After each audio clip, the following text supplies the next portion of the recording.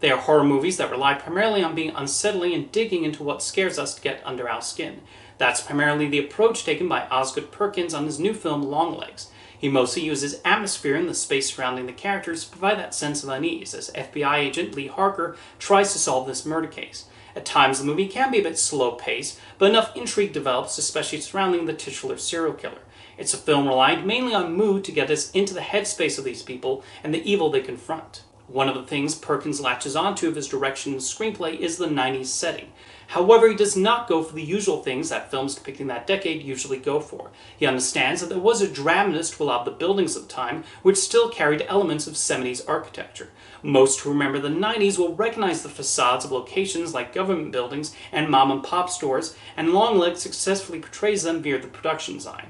The way the characters are placed into these spaces shows a lot of cleverness and adds to the mood of a given scene, even if it's just Harker talking on a payphone next to a stairwell. As Harker attempts to dig deeper into this investigation, Perkins deliberately keeps certain things hidden from us. This is mostly through the serial killer and the fleeting glimpses we get of him. Even when it looks like we'll get a good look at him, the scene will cut away or the camera will be at a certain angle, forcing us to strain to see him. That adds to the mystery of the character, who is exceptionally well played by Nicolas Cage. Every time Cage is on screen, he dominates the scene, as he so often does, and makes this into someone nobody would want to confront. Mike Monroe also delivers solid work as Harker, depicting her determination to solve this case and find her place within the FBI. Meanwhile, Alicia Witt provides her own memorable moments as Harker's mother. The movie can feel a tad slow at times, as scenes move at a leisurely pace, even though one can see the pieces of the mystery coming together.